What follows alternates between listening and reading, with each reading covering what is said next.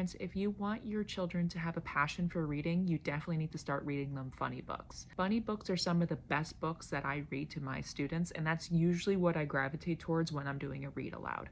It is not my job as a librarian to teach children how to read. My job as a librarian is to teach children how much they could love reading and have a passion for it so it becomes some of their favorite things to do. I read a lot of funny books to my students. I have 3 for you today. The first book is called Children Make Terrible Pets by Peter Brown. This is a story about a bear named Lucy who walks in the forest and finds a boy, and she takes him in as a pet.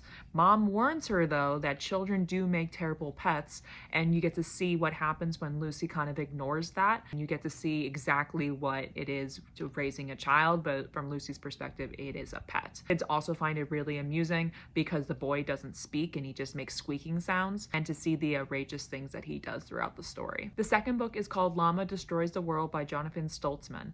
This is a story of exactly how the title sounds. It is a llama who is going to destroy the world, and he eventually realizes he's destroying the world by doing all this nonsense stuff, and instead of telling everybody of its imminent doom, he just continues to do more and more nonsense. It is super funny because the kids are just seeing that the world is ending and the llama's doing nothing to stop it. Students really find it amusing that he doesn't say very much in the story. He keeps saying the same things. Students find it really funny on the way that he starts destroying the world when he creates a black hole. The students usually laugh during that part of it.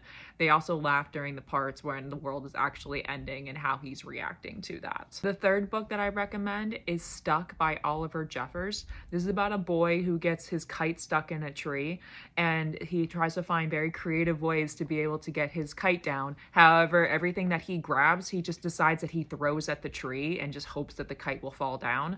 And the more and more nonsense becomes the bigger and bigger the things that he keeps throwing up the tree, instead of coming up with a new solution to be able to get his kite down. The amount of stuff that he ends up throwing up the tree is very amusing to children, along with the things that he ends up throwing up there. Students really laugh at the part where I show the page where all the items are stuck in the tree, and they find it super hilarious, all the things that got stuck. So these are 3 book recommendations I have for you. This will definitely have your children laughing. If you read them a bedtime story and get them cracking up right before bed, what's anything better than that? Give those 3 a try. You can check them out at your local library. Happy reading.